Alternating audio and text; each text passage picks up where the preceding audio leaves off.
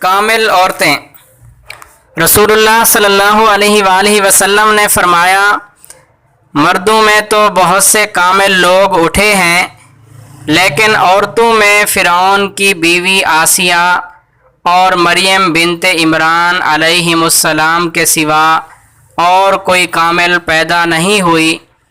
ہاں، عورتوں پر حضرت عائشہ رضی اللہ تعالی عنہا کی فضیلت ایسی ہے جیسے تمام کھانوں پر ثرید کی فضیلت ہے۔ عمل کم کیا لیکن اجر بہت پایا۔ رسول اللہ صلی اللہ علیہ وآلہ وسلم کی خدمت میں ایک صاحب زرہ پہنے ہوئے حاضر ہوئے اور عرض کیا، یا رسول اللہ، میں پہلے جنگ میں شریک ہو جاؤں یا پہلے اسلام لاؤں؟ آپ صلی اللہ علیہ وآلہ وسلم نے فرمایا، پہلے اسلام لاؤ پھر جنگ میں شریک ہونا۔ چنانچہ وہ پہلے اسلام لائے اور اس کے بعد جنگ میں شہید ہوئے۔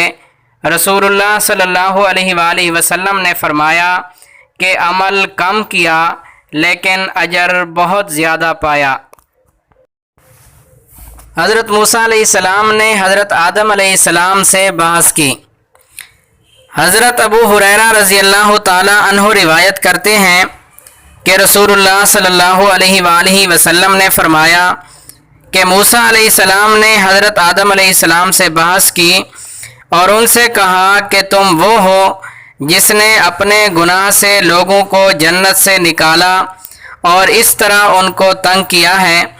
حضرت آدم علیہ السلام نے جواب دیا، اے موسیٰ، آپ وہ ہیں جنہیں اللہ تعالیٰ نے اپنے پیغام اور براہ راست گفتگو کے لیے منتخب کیا ہے، پھر بھی تم مجھ پر ایک ایسی چیز کا الزام لگاتے ہو جو اللہ تعالیٰ نے مجھے پیدا کرنے سے پہلے میرے لیے لکھ دیا تھا۔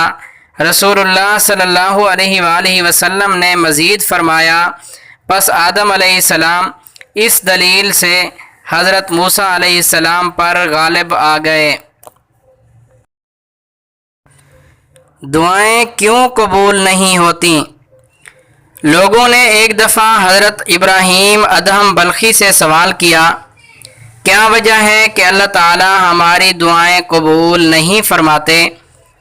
تو آپ نے فرمایا، تم خدا کو جانتے ہو مگر اس کی اطاعت نہیں کرتے، رسول اللہ صلی اللہ علیہ وآلہ وسلم کو پہچانتے ہو مگر ان کی پیروی نہیں کرتے، قرآن کریم پڑھتے ہو مگر اس پر عمل نہیں کرتے، اللہ تعالیٰ کی نعمت کھاتے ہو مگر شکر ادا نہیں کرتے، جانتے ہو جنت اطاعت کرنے والوں کے لیے ہے مگر اس کی طلب نہیں کرتے، جانتے ہو دوزخ گناہ گاروں کے لیے ہے مگر اس سے نہیں ڈرتے ہو، شیطان کو دشمن جانتے ہو مگر اس سے دوستی کرتے ہو، دور نہیں بھاگتے، خواہش و اقارب کو اپنے ہاتھوں سے دفن کرتے ہو مگر عبرت نہیں پکڑتے، موت کو برحق جانتے ہو مگر عاقبت کا کوئی سامان نہیں کرتے،